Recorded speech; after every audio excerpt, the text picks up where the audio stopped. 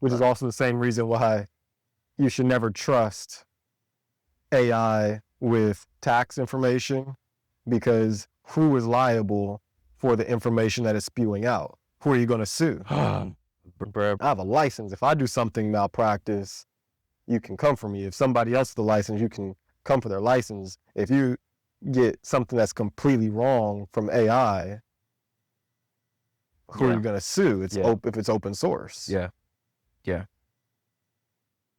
Bruh,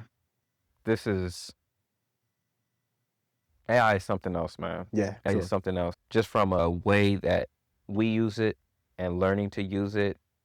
And it's almost, you kind of have to force yourself to use it. Yeah. In terms of making it part of your work processes. Routine. Yeah, making it part of your routine. It's just been interesting to see if that's on the consumer side, man, how it's being utilized on the defense side, dude. Yeah, I could imagine. Bruh, I went ham.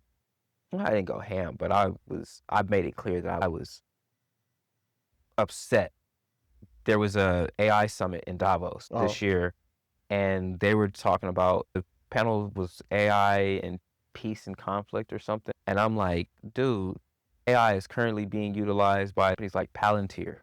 Okay. Palantir was a company that was founded by, I don't know why, Dr. Alex Karp, and I think Peter Thiel was one of the funders of it. Okay. Alex Karp, I don't know if he claims to be a black man, but he's got black heritage. Is like, one of his parents are black, right? Yeah. You would never know it looking at him, though. Gotcha. You never know looking at him.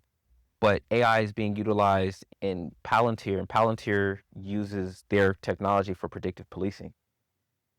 So at the conference, they were talking about, AI is going to play a greater role in conflicts and this, that, and the third. And I'm like, we're not even talking about how AI is utilized against disenfranchised communities and contributing to over-policing of certain communities. Was like, okay, you are looking for drug criminals, as you should be, but I'm feeling like Money Mike, where was you when they was robbing me blind? You know what I mean? Yeah. With financial crime. Correct. That's not happening in black communities. Yeah. You know what I mean? Like the Bernie Madoffs and things like that.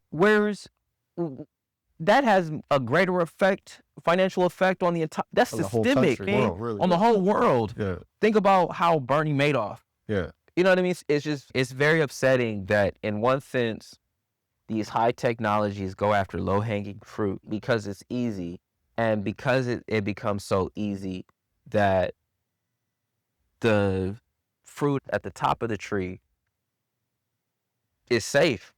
I have an issue with that. So I made that clear.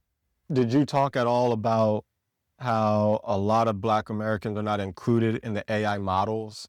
And so sometimes it can't necessarily recognize our face, and so we'll be misidentified by the... I didn't go into depth in that sense. I think it's a two-part problem, right? Two-part problem, right? There's not enough Black folks that are in the AI industry.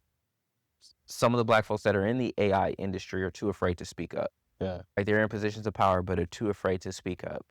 So the people who are willing to speak up don't necessarily have the skills to be in there. The people who have this are too afraid to speak up. Yeah, they're quiet. Right, they're quiet. Yeah. And so what happens is that we're not represented in these models. And what's even scarier is that we're not even necessarily represented in the data. Correct. I think that's more scary. And the reason why I think that's more scarier is because you would never expect for ChatGPT to be racist in how it talks to you. Yeah. But all that's doing is going into the depths of the internet and the data that's there and bringing that to the surface. So what kind of data are we as Black folks creating?